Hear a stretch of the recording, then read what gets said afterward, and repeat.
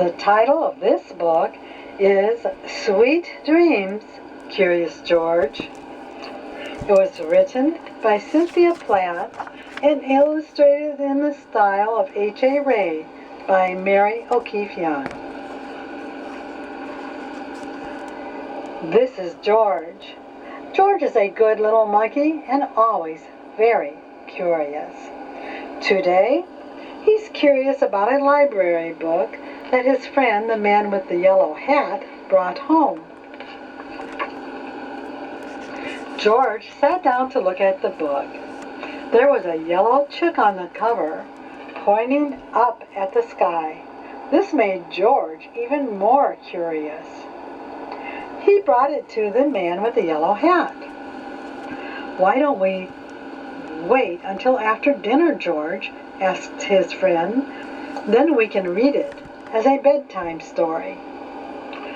George wanted to read the book, but he was feeling hungry, and dinner did smell delicious. After dinner, it was bath time.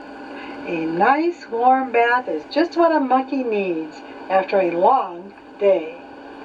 George played with his rubber ducky and little toy boat until it was time to get out.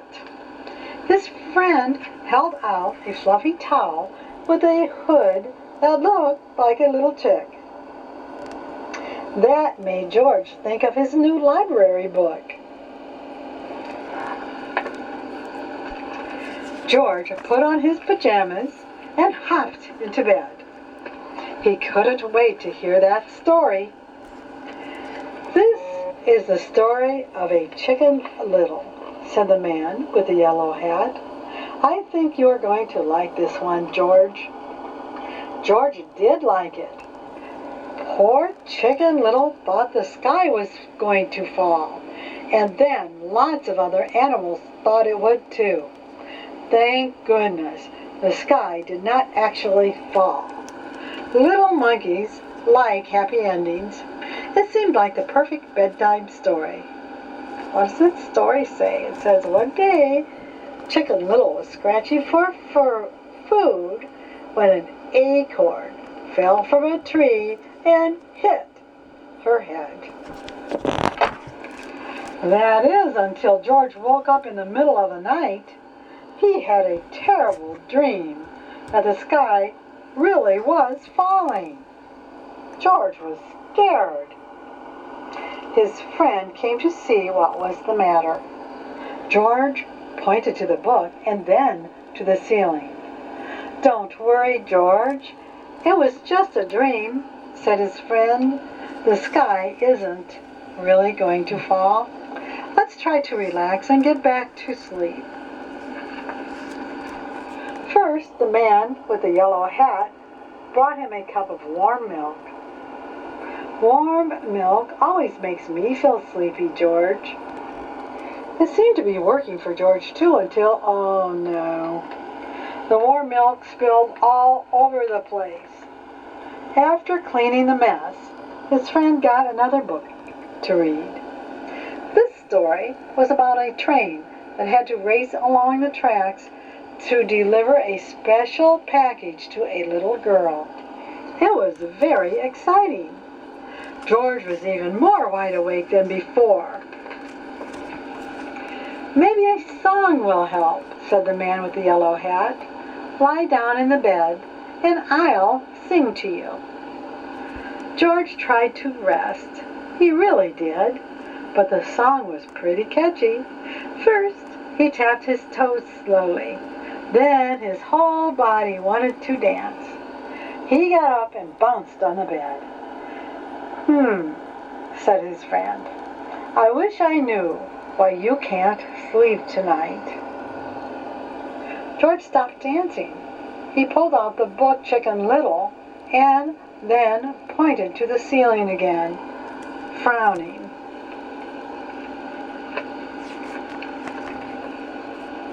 "Are you still worried that the sky is going to fall?" his friend asked. George nodded. He just couldn't get that dream out of his head. Said his friend. "I have an idea. Why don't we take my telescope outside to look at the stars and make sure the sky is still way up where it should be?" George liked that idea so much that he leaped right out of his bed.